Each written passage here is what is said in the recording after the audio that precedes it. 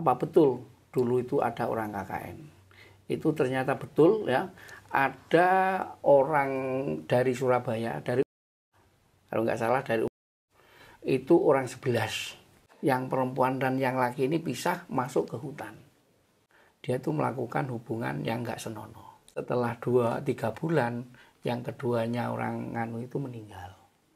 Itu dia itu disuruh mampir sama orang tua, mampirlah di situ ngikuti. Lah di dalamnya itu katanya di rumahnya itu seperti istana. Itu banyak makanan, banyak tari-tarian. Oke, lalu terkait dengan, masih dikaitkan dengan film ya Pak, karena kan film ini yang membuat Desa Bapak ini menguak gitu di netizen, langsung dikenal di mana-mana. Dan salah satu sosok yang menjadi sorotan adalah hantunya atau dedemitnya, yaitu Badarwuhi. Nah, Bapak pernah dengar nggak? Apakah di sini ada mitosnya kah atau ada legenda yang mirip seperti di film? Ada, antara ada dan tidak.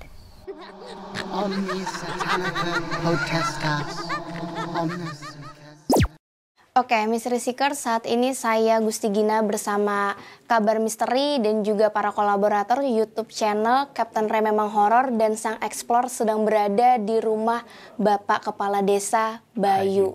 Hari ini kita akan mewawancarai beliau terkait dengan kabar yang sedang ramai dibicarakan oleh netizen, yaitu KKN di Desa Penari yang diduga kuat bahwa lokasi sebenarnya itu ada di Desa Bayu.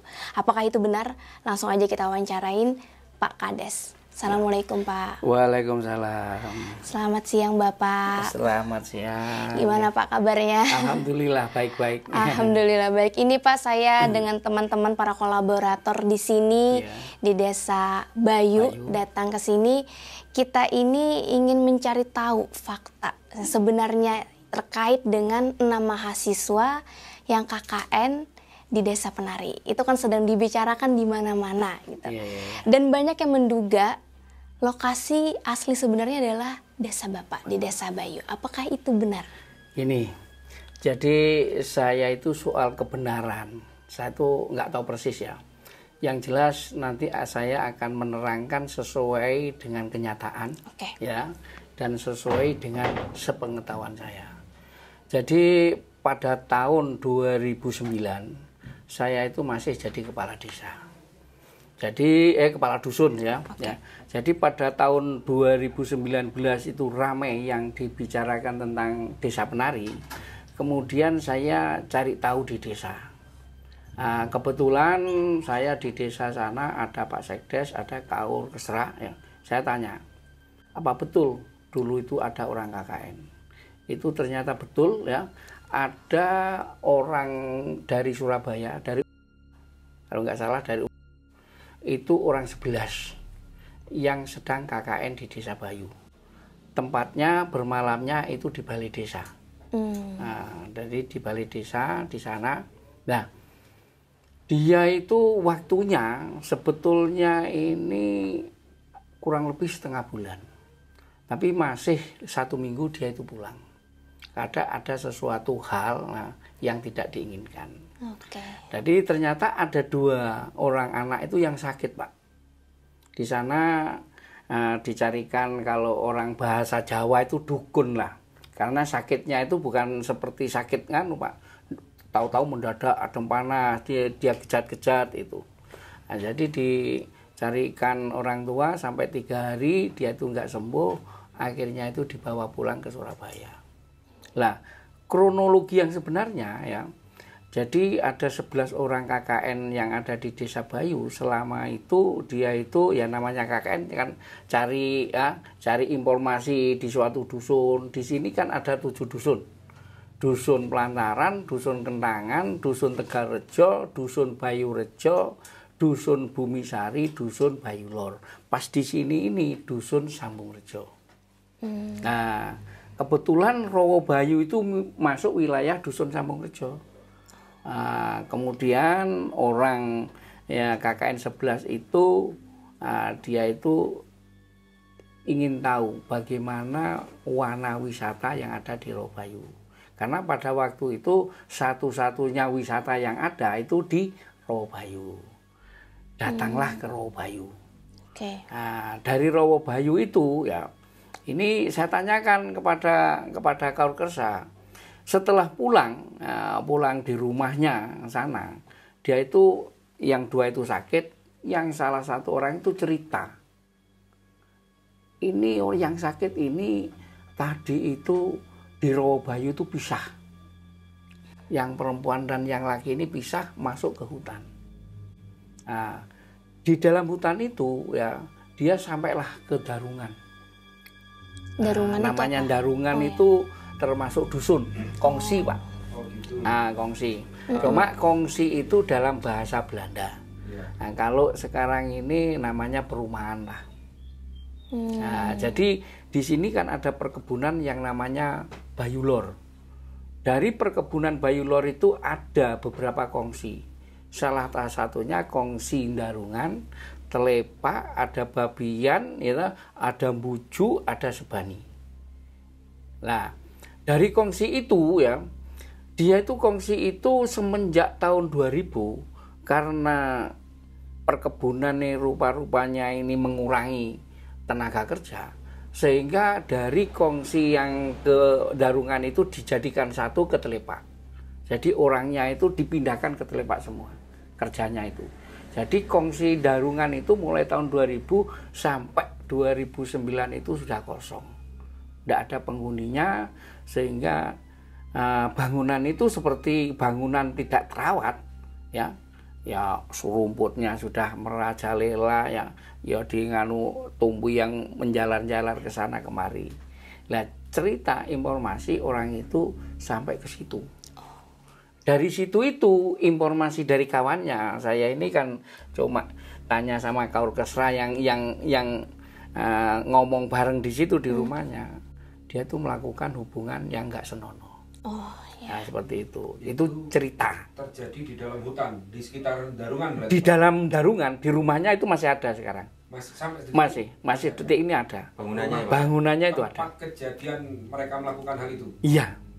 Bisa dibuktikan di sana. Cuma soal dia melakukan dan tidak itu kan cuma cerita dari kawannya. Nah, yang tahu persis.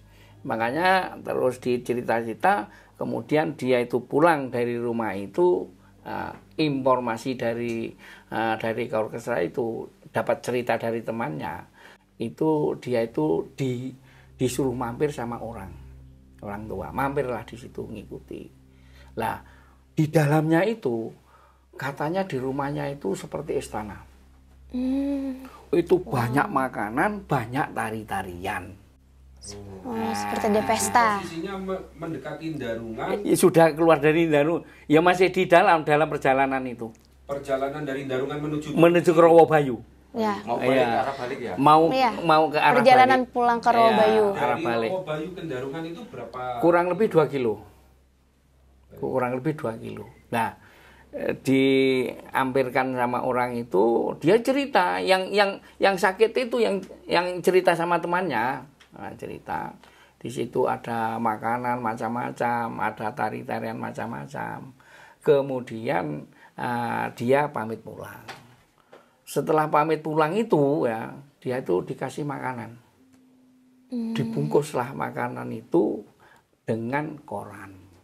Kemudian oleh orang itu dimasukkan ke rangsel. Kemudian setelah ketemu di Rowo ya, ceritalah orang dua itu sama kawannya. Saya tadi diampirkan di sini gini ada tarian dan segala macam, ngomong ya. Kemudian secara singkat dia itu dikasih oleh-oleh. Apa itu Pak oleh-oleh? Nah, informasi dari Pak Nganu ya, Pak Kaur Kesra saya itu temannya itu cerita sama Kaur Kesra saya. Katanya kamu kasih oleh-oleh, mana oleh-olehnya? Diambillah di rangsel. Dari rangsel itu dibuka, yang semula ini dibungkus dengan koran, kemudian dibuka bungkusnya itu daun pisang. Berubah ya? Berubah. Setelah dibuka dari daun pisang ini, informasi katanya ini kepala kera. Nah, sehingga orang yang dua itu kaget. Ditanyai sama temannya, jangan-jangan kamu itu dikasih makan ini. Nah, dia kaget, pingsan, kemudian dia itu sakit, dibawalah ke balai desa. Berarti yang sakit ini berdua? Berdua itu. Keduanya, sakit. Ya, okay. karena melihat apa yang dikasih itu kan dia itu shock. Sakit. Lah, sakit sampai 3 hari yang di nganu nggak bisa, dia itu pulang. Nah, informasi yang ditangkap katanya setelah 2-3 bulan yang keduanya orang nganu itu meninggal. Soal itu di Surabaya. Di rumah masing-masing. Makanya soal benar atau tidak cerita itu terang sebetulnya harus ditanyakan kepada kawannya. Oh iya. Yang tahu persis itu kawannya. Kan ini cerita saya ini kan dari Pak Kaur Kesra. Pak Kaur Kesra kan dari temannya. Iya. Nah, apa betul cerita semacam itu? Makanya kalau saya siapapun menanya, Pak, apa betul di Bayu itu ada desa penari? Tidak ada. Karena apa? Kalau saya ngomong ada, saya suruh menunjukkan, saya nggak tahu. Yang jelas di sini itu tidak ada. Kalau soal alam gaib, Allahu alam, ya tinggal orang itu percaya atau tidak. Tapi kalau menurut keterangan yang jelas orang 11 itu ada KKN tahun 2009, iya. Tapi mohon maaf Pak, untuk nama-nama si mahasiswanya itu masih ada terdata nggak di? Lah itulah. Dari nama-nama 11 mahasiswa itu sebetulnya sudah terdaftar di nganu itu. Apa kan kita dikasih apa itu namanya? Buku tamu. Bukan buku tamu, kenang-kenangan pakai keramik itu. Kayak gitu ya. Iya. Masih ada Kayak ya? Lah itulah yang kita cari, nggak ketemu. Sampai sekarang kau teman-teman apa orang-orang desa itu saya suruh cari itu. Nggak ketemu sama sekali. Masih. Katanya kemarin yang dulu itu waktu dibongkar, Pak, kemarin itu nganunya ini dengan ini lepas, Pak. Tapi sekarang nggak cari, sudah lepas. Apa kan ada tempat nganunya itu, Pak ya? Dudukannya. Itu lemnya itu lepas. Katanya. Orang 11 itu ada jelas. Tapi kok sekarang itu hilang. Dicari nggak ketemu. Makanya kemarin tadi itu saya pesen sama teman-teman, tolonglah. Karena ini merupakan hal yang penting, kalau bisa dicari sampai ketemu. Tapi waktu dulu Pak ya, untuk yang jabat kepala desanya siapa Pak? Pada waktu itu yang menjabat kepala desa PJ Pak Satrio namanya. Tapi beliau masih... beliau sekarang kalau nggak salah sekarang jadi camat Tegal Sari atau gimana itu. Itu Pak Satrio. Itu karena kepala desa yang definitif itu mencalonkan DPR sehingga dia itu harus mengundurkan diri sehingga PJ-nya itu Pak Satrio dari kecamatan. Berarti sejatinya desa penari itu mungkin bisa disimpulkan saat ini adalah sebuah desa goib atau kampung. Nah, kalau seperti itu, nah makanya kalau orang yang KKN orang 11 itu apa ada 2009 ada orang dari Surabaya. Kalau memang ada orang sakit 2 memang ada. Kalau ngomong kampung hilang ya oke, memang ada. Jadi di sini ini ada yang namanya kampung hilang. Ini di dusun Bayu, di dusun Sambung Rejo ini ada 2 kampung yang hilang. Itu kenapa hilang, Pak? Peta atau apa, Pak? Ini di peta, Pak. Di dusun ini berarti, Pak? Iya. Jadi ini petanya, Pak, ya. Peta Batavia tahun 1915 yang kita tempati dusunnya ini. Yang ini Pendarungan, ini hilang. Di atasnya. Di atas sana, ya atasnya deh. Terus ini yang namanya Langkir. Dulu terkenal tokohnya namanya Pak Langkir, sebutannya sampai sekarang Langkir. Langkir. Makamnya atau apa? Bukan, Pak? Nggak ada. Lah ini dusun ini hilang sekarang, perumahannya nggak ada. Ini ditanami oleh pihak perhutani tanaman pinus, ini oleh perkebunan. Itu peta Kerawang Desa, Pak ya? Ini termasuk peta. Ini peta bukan peta Kerawang Desa. Ini peta yang saya temukan. Ini di Museum Belanda. Ini yang diakui oleh peta pertanahan tahun 1915. Di Malang. Di Museum Belanda. Oh, baik. Belum kemerdekaan, Pak. Belum merdeka tahun 1915. Nah, ini jelas kan. Batavia 1915 ini. Setahu Bapak sejak kapan, Pak, itu dusun hilang, 2 dusun itu? Nah, dusun ini hilang, ini semenjak tahun 50-an itu sudah tidak ada. Nah, makanya ini namanya dusunnya ini yang jelas kalau sini ini Bayu. Makanya di sini dalam bahasa Belanda tulisannya Bajue. Pertama Bayu ya. Bayu kemudian tahun 1950 Bayu itu dipecah menjadi 2. Yaitu Bayu Rejo dengan Sambung Rejo. Sini ini Sambung Rejo. Lah ya wilayah Bayu itu luas, mulai dari Bayu Kidul sampai Bayu Lor, perkebunan Bayu Kidul sampai Bayu Lor. Lalu Pak, kemarin kan saya ada lihat podcastnya Pak Erick Thohir, Menteri kita. Dia sedang berbincang dengan Bapak Sudirman yang ada di Rawabayu.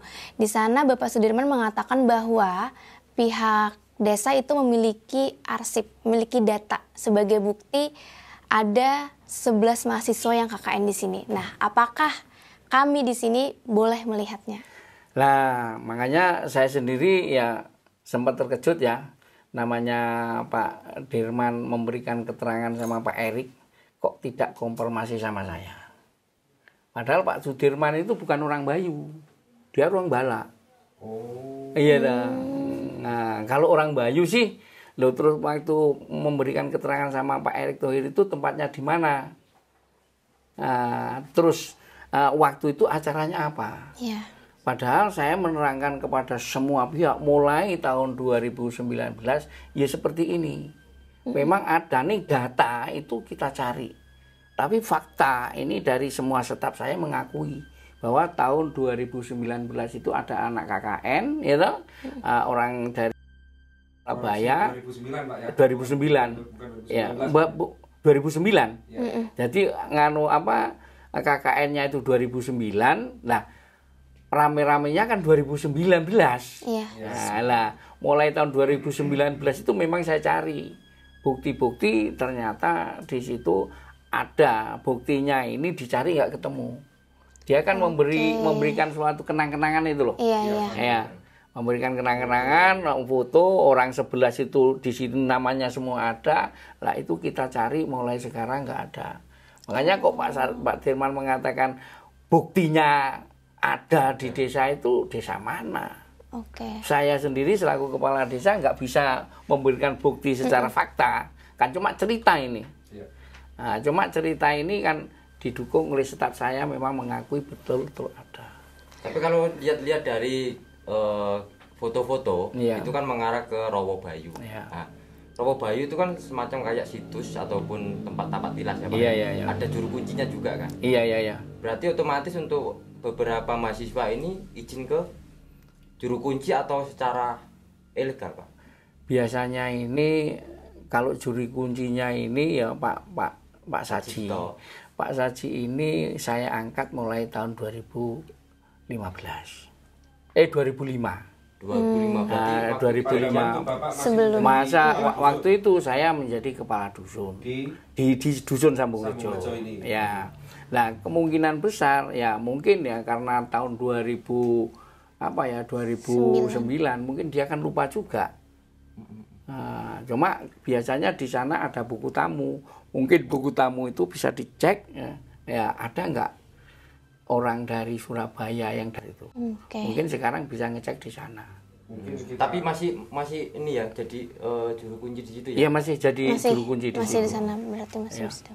Berarti untuk cerita KKN Desa Penari ini, kalau dari clue cerita di tweet yang beredar dan juga film saat ini, itu ada kemiripan yang terjadi di desa Bapak kan? Nah. Walaupun ada perbedaan plot cerita secara keseluruhan. Ya. Memang kalau saya lihat alur ya, satu ya orang KKN, orang 11 itu tahun 2009 ada di Bayu. Ya. Terus ada orang sakit, memang ada. Orang 2 sakit ya. Terus kalau dalam gambar itu di Bayu mirip ini di Rawabayu. Terus kalau ada Pendarungan memang ada dusun Pendarungan. Kalau ngomong desa dusun yang hilang itu memang ada, justru 2 yang hilang. Kalau dilihat dari situ memang hanya ada kemiripan ini di Desa Bayu. Kemiripan. Ya, tapi kalau ngomong Desa Penari itu tidak ada. Ya, jatuhnya itu desa goib, menjurus ke alam goib. Iya, desa goib. Nah, jadi kalau ngomong ini desa penari, ini di Desa Bayu tidak ada, tapi ini menjurus ke alam goib. Kira-kira ini kalau alam goib Pak ya, otomatis kan di malam hari biasanya kan. Kalau mencarinya di malam hari ketemu nggak Pak? Ini kalau alam goib itu bukan karena malam hari dan siang hari. Karena banyak ya orang-orang di Rowo Bayu itu kadang-kadang hilang. Kalau diajak orang, tahu-tahu berapa itu sering terjadi Pak? Sering terjadi. Bahkan sampai belakangan hari ini? Alah, yang jelas ini ya Rowo Bayu ini mulai tahun 80-an. Itu agak nganu Pak. Agak wingit? Enggak, kalau wingitnya itu tahun 80 ke bawah. Sebelum 80? Sebelum 80 itu memang Rowo Bayu itu tidak sembarang orang di situ. Misalnya di atas mau kencing aja, tidak boleh dikencingi di atas itu. Jadi mohon maaf Pak ya, aku ini juga dengar-dengar ini. Ya. Banyak warga menyampaikan kalau mitosnya emang penari, apa itu benar? Kalau ngomong mitosnya penari, ya terus terang di Rowo Bayu itu sebelum tahun 80-an itu memang sering Pak, karena di situ itu kan juga namanya wisata religi. Itu tempat pertapaan Prabu Tawangalun. Di sana ada tempat pertapaan Prabu Tawangalun tahun 1659. Nah, di situ itu pada tahun-tahun itu sering terdengar ya kalau malam itu ada bunyi gamelan. Bunyi gamelan, tari-tarian itu memang ada di Rowo Bayu. Itu. Nah, itu memang adalah di situ. Tapi kalau adat istiadat masyarakat Bayu yang sekarang ini ya kita nggak tahu juga ya, karena nggak ada adat istiadat tari-tarian yang khusus di Desa Bayu itu tidak ada. Oke. Kalau kita melihat dari film Pak, bahwasanya di situ ada kuburan yang berselimut kain hitam, kemudian bilik mandi khusus wanita yang bentuknya ukurannya kecil lah, mungkin ukuran 3x4 atau 4x5, kurang lebih seperti itu. Itu menurut pendapat Bapak memang ada seperti itu atau bagaimana Pak? Gini, kalau di Rowo Bayu itu kan merupakan suatu telaga. Terus di atasnya itu memang ada, ini namanya yang sumber, sendang. Ya, yang sebelah pertama itu Sendang Kaputren. Sendang Kaputren ini miturut cerita itu tempat mandinya putri-putri kerajaan apa bangsa lelembut itu ya bahasa kan ini. Berarti ya. ada legendanya kerajaan, ya. Iya, bidadari kerajaan ya, kerajaan itu. Itu namanya Sendang Kaputren. Terus di sebelahnya lagi memang ada Sendang Dwi Gangga. Nah, dia Dewi Dwi Gangga itu di situ tempat mandinya. Terus di sebelahnya lagi ada yang namanya Sumber Kamulyan, Sendang Sumber Kamulyan.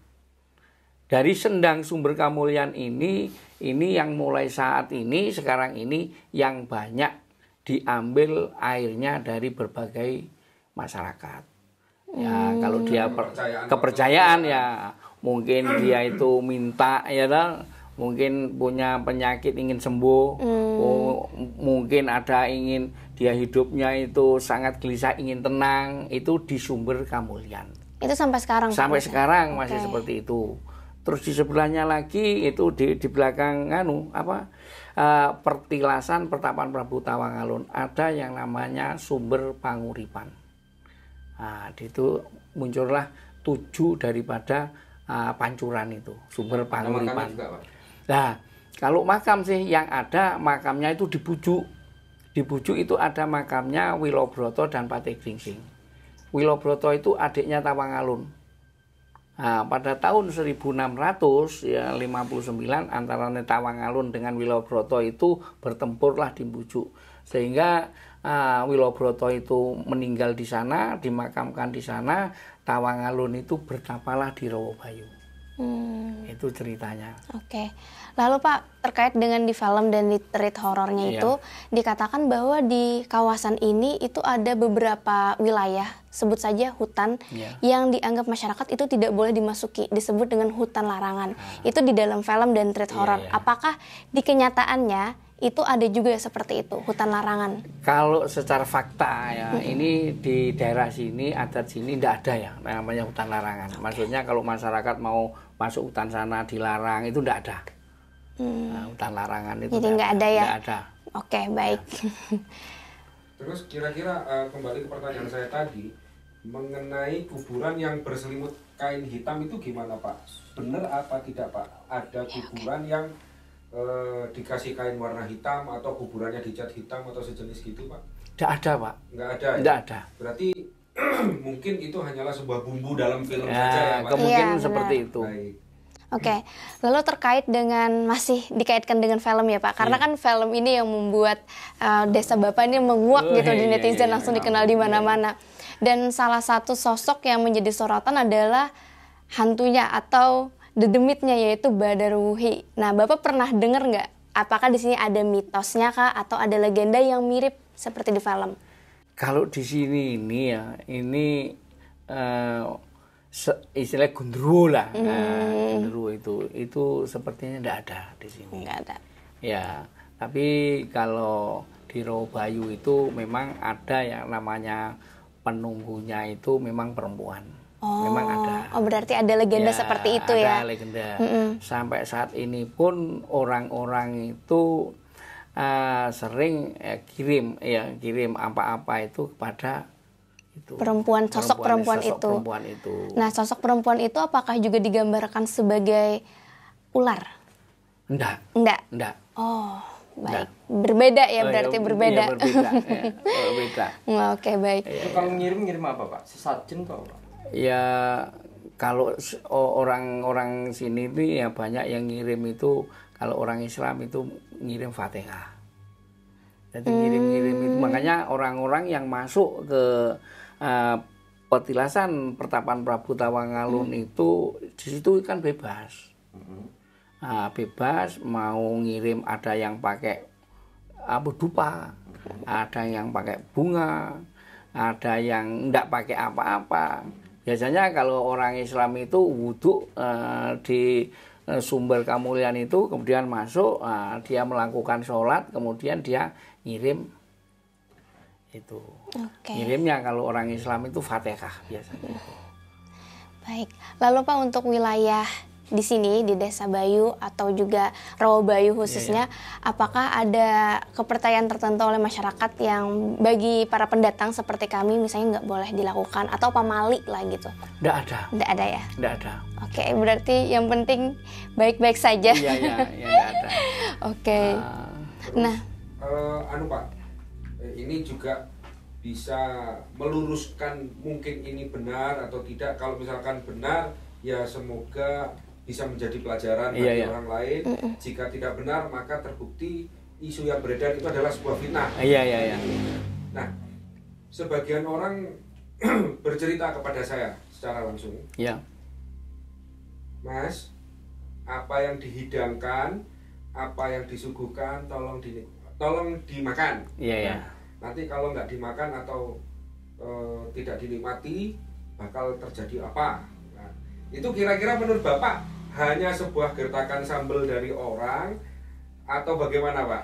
Sebetulnya itu tidak ada, cuma itu ya fitnah, Pak, fitnah, hanya gertaan biar menghormati lah. Nah, kalau jenengan saya kasih wedang, menghormati untuk diminum, itu aja.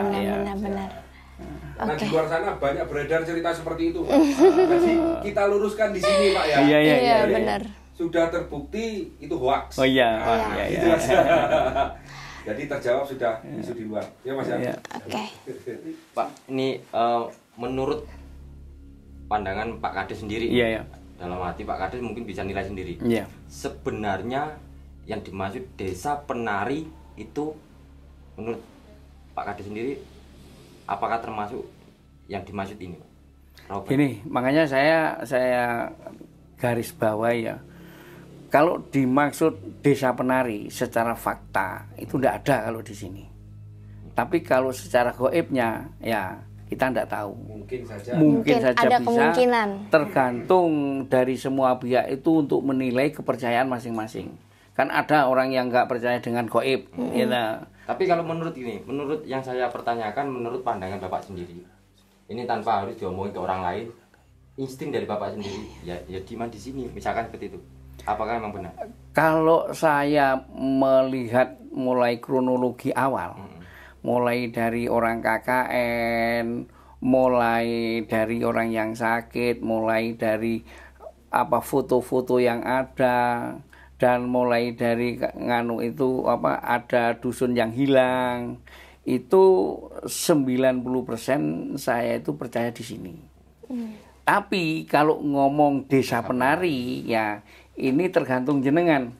Bagaimana untuk menyikapi, bagaimana untuk mempercayai, untuk alam gaib itu jenengan percaya atau tidak. Oke. Baik. Kita buat kesimpulan bahwasanya desa penari ini tidak ada baik secara administratif maupun secara geografis. Iya. Gitu Pak ya? Iya. Nah, hanya diasumsikan atau diindikasi bahwasanya itu adalah alam gaib. Alam gaib. Ya. Baik. Berangkat berdasarkan cerita itu dari mahasiswa yang nyasar itu. Iya. Oke. Nah, berangkat kesimpulan tadi berarti ada kemungkinan di sini kan Pak? Iya. Kira-kira Bapak ada nggak sih feeling atau tahu di mana spot atau kawasan yang mungkin desa gaib itu berada di situ? Kalau kita ngomong itu spotnya itu kira-kira di mana? Kemarin itu saya memang survei dari dari kampung yang hilang itu. Yang terakhir di situ GPS saya itu mati.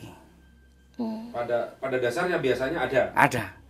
Terus kita foto HP itu tidak bisa. Tapi kita keluar dari 10 meter situ itu bisa. Baik. Wah, menarik. Pak, nanti mungkin setelah perekaman ini jenengan kerso menunjukkan Pak di mana. Tapi tidak direkam. Iya. Ya, boleh. Penontonnya penasaran. Iya. Mikir-mikir karena video. Iya. Nanti datang ke sini Pak. Iya. Enaknya aja terima dari kita. Iya. Benar. Iya. Berarti itu jalan akses yang mau ke lokasi kampung hilang ya? Iya. Itu jalan kaki apa? Sepeda motor. Sepeda motor. Iya, kalau jalan kaki bisa, tapi kan jauh. Kalau di sini kurang lebih 3 kilo kalau dari sini. Baik Pak. Kemudian terlepas dari KKN, mahasiswa yang melakukan KKN di tahun 2009 tadi, apakah ada warga Bapak atau mungkin di luar warga Bapak yang mengalami hal yang sama, dalam artian mungkin melihat penari, mungkin mengalami masuk ke desa tersebut, desa gaib tersebut, pernah mendengar cerita itu enggak? Ini kalau soal itu yang sering kejadian-kejadian itu yang nanti bisa ditanyakan oleh Pak Saji. Oke. Di sana, Juru kunci sana. Karena dia itu memang saya tunjuk sebagai juru kunci, dia itu sedikit banyak kalau ada orang kesurupan, kalau ada orang itu bisa nambani. Memang dia di sana itu sering terjadi semacam itu. Makanya kita milih juru kunci itu nggak sembarang orang. Paling tidak dia tahu dengan hal-hal semacam itu. Nanti hal itu bisa ditanyakan kepada Pak Saji nanti. Oke, lalu Pak, ini Bapak tahu sosok Pak Prabu dalam cerita nggak? Nggak tahu saya. Nah, kalau di dalam cerita itu Pak Prabu ini adalah orang yang menyambut anak-anak KKN. Jadi kayak kepala desanya. Kepala desa atau kepala dusun? Kepala dusun, jadi antara dua itu. Jadi si Pak Prabu ini yang menyambut anak-anak KKN di sini. Kira-kira apakah Bapak tahu siapa orangnya? Kalau tahun itu yang kepala desanya itu Pak Satrio, kepala dusunnya itu saya. Kalau soal menyambut, saya itu sering menyambut seperti itu. Ya seperti ini waktu jadi kepala dusun biasanya dilimpahkan kepada saya. Cuma saya kan lupa. Apa betul tahun 2009 itu pernah saya sambut atau tidak, saya kan nggak paham. Bapak tidak ingat pernah menyambut? Nggak ingat, kan sering. Mahasiswa, oke. Banyak mahasiswa yang tamu yang datang ke sini. Iya, saya lupa. Baik. Lalu Pak, untuk Desa Bayu sendiri, ini terlepas dari cerita KKN ya Pak. Ini kan Desa Bayu sudah terlanjur terkenal netizen Indonesia yang menganggap bahwa Desa Bayu adalah dugaan kuat sebagai lokasi asli Desa KKN, ya kan? Apa harapan Bapak kiranya untuk Desa Bayu? Apakah Bapak berharap sesuatu? Mungkin Rawabayu itu kan tempat wisata gitu ya, Pak. Apakah ini memberikan dampak terhadap desa Bapak itu sendiri? Gini, dengan adanya cerita-cerita semacam ini ya, saya sendiri serentak. Ya, ini sudah beberapa bulan ini kita mengumpulkan BPD dan tokoh-tokoh yang ada. Kemudian saya sekarang masih proses membuat perdes tentang desa wisata. Kemudian ini sudah 75% perdes tentang desa wisata ini sudah kita kerjakan, sekaligus kita akan membuat perdes tentang RT/RW, rencana tata ruang dan rencana tata wilayah.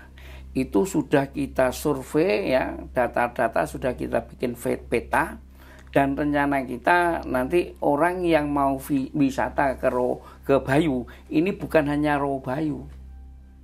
Jadi sejengkal tanah di Desa Bayu ini bisa menjadi wisata.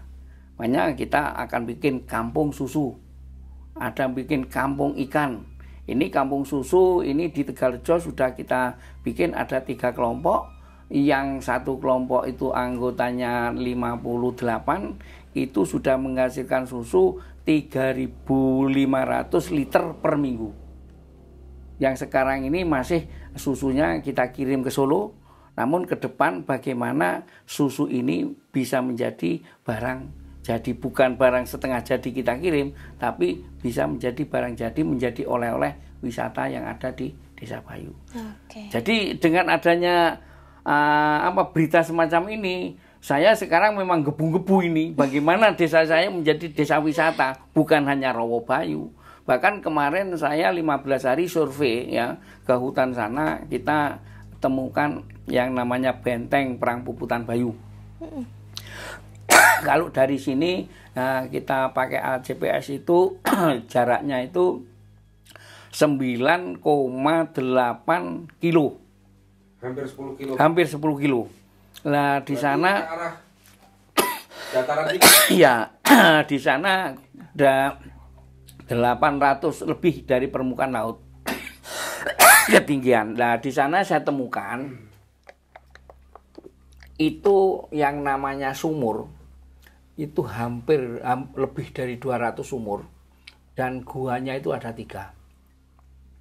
Nah, kita deteksi sana itu ada gua. Yang gua masuk, ada gua yang gua keluar, ada gua untuk persembunyian.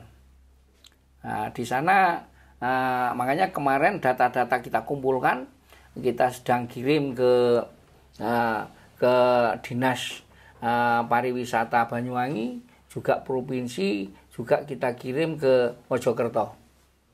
Nah, saya minta bantuan alat dari Mojokerto itu untuk mengecek apa betul ini sumur ini buatan tahun 1771. Dan sekaligus saya kemarin pada tanggal 24 Februari saya ke Jakarta 1 minggu. Saya ini menemui dari kementerian, baik Kementerian Pariwisata, juga Kementerian Pendidikan dan Kebudayaan. Jadi ada 8 kementerian yang saya datangi. Itu. Berarti dengan adanya cerita KKN di Desa Penari ini justru mengangkat nama desa ya Pak, akhirnya dikenal orang. Dan apabila orang-orang pengen datang ke sini, berarti harusnya tidak ada kekhawatiran ya terkait jangan dengan khawatir kalau di sini ya. Sejatinya ini desa wisata Pak ya. Iya, desa wisata. Iya, sejatinya desa wisata. Ini kan nanti malam juga mau penelusuran di tempat itu. Iya. Mungkin pantangan-pantangan apa Pak biasanya yang di situ yang dilarang gitu? Ya, kalau di Rawabayu itu, kalau di atas, nah itu kalau mau... Mohon maaf nih, yang di atas itu, pernah dengar kan? Di atas Rawabayu itu kampung ya? Atau? Enggak, di sekitar Rawabayu. Nah, di sekitar Rawabayu, pokoknya di sekitar itu pertapaan Prabu Tawangalun itu, dan ada sumber-sumber itu, janganlah kalau kencing di situ. Cuma kencing Pak ya? Cuma kencing, ya pokoknya pakai buang air besar, air kecil enggak boleh lah. Gitu. Kalau ucapan ataupun pantangan yang lain Pak? Saya kira pantangan yang lain tidak ada. Yang terpenting kita itu kalau masuk ke daerah-daerah seperti itu, kita uluk salam aja lah. Sesuai dengan kepercayaan kita. Coro Jawane kalau bahasa Jawanya itu kula nuwun. Kalau masuk ke rumah seseorang, permisi ya kula nuwun. Adab ya, Pak. Ya, Oke. Berarti tadi yang dimaksud perempuan ya, Pak ya. Iya. Perempuan. Berarti rumor perempuan ini udah terkenal dari kalangan sini atau udah menyebar, Pak? Kalau dari kalangan sini itu yang disebut Nyi Resek. Namanya Nyi Resek. Namanya Nyi Resek. Dia ini penguasa yang ada di, misalkan ini, mohon maaf nih. Dia di sosok penguasa yang ada di Rawabayu atau termasuk sosok penguasa di sini kan penguasanya perempuan. Kalau orang ya Nyi Resek itu, kalau orang bilang kalau dulu dalam bahasa Jawa di suatu tempat kan ada danyang toh. Oh ini danyangi, ya gitu ya biasanya. Oh ini daerah ini danyangnya perempuan, daerah ini danyangnya laki-laki. Ini namanya siapa? Kalau di Rawabayu dan sekitar ini Nyi Resek. Lah, sosok Nyi Resek ini dengan penampilan seperti sosok penari atau orang Jawa atau kayak semacam kerajaan, Pak. Kalau orang yang pernah kalau Nyi Resek itu biasanya seperti orang Jawa. Penampilan. Cuma saya nggak tahu persis ya. Cuma di sini merupakan suatu adat kepercayaan kalau ada orang punya hajat. Misalnya saya mau mengadakan hajatan nikahan atau sunatan, itu sebelumnya kita pasti kirim leluhur ke Rawabayu. Keserahan. Itu biasanya pakai ingkung, bahasa Jawa ingkung, tahu ingkung?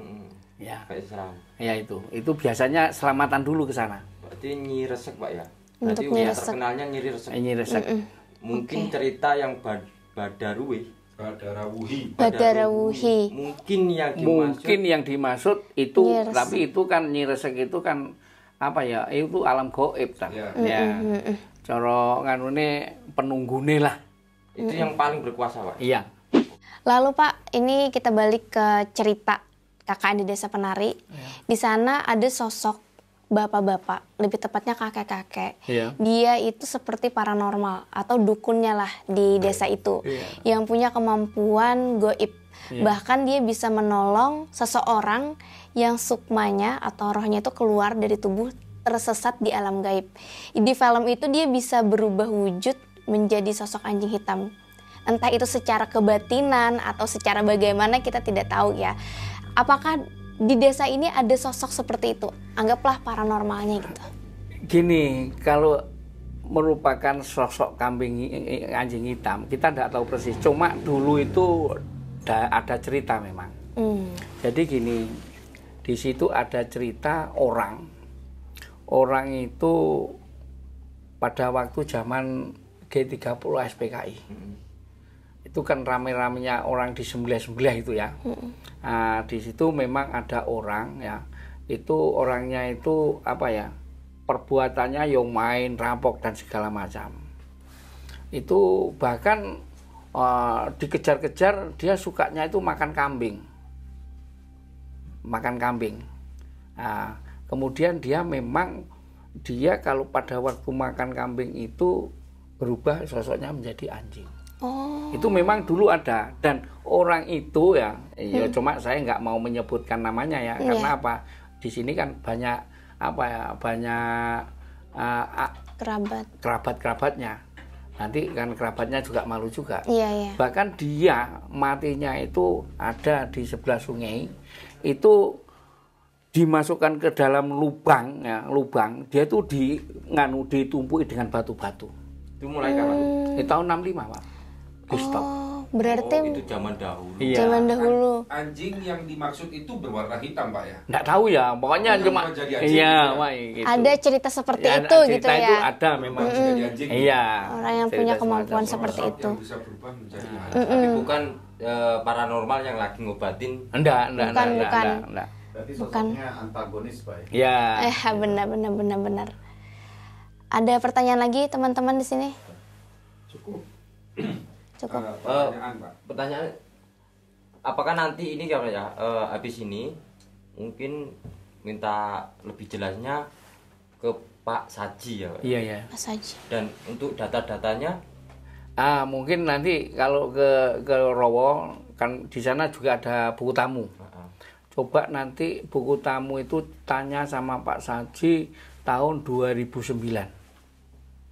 Nah, itu biasanya 2009 itu buku tamu itu ada orang dari mana itu. Kemungkinan masih kalau di Rowonya nggak ada, mungkin masih di rumah ada buku tamu itu. Kira-kira boleh kami lihat Pak ya? Boleh. Untuk pembuktian itu Pak ya? Iya, boleh.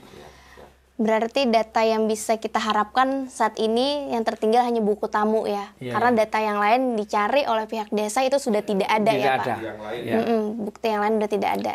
Terus kami ingin melakukan penelusuran malam di Rowo Bayu Pak. Iya. Nun sewu, mohon diizinkan Pak. Ya, insya Allah nanti kalau memang ada waktu saya juga siap dampingi. Wah, terima kasih banyak Bapak.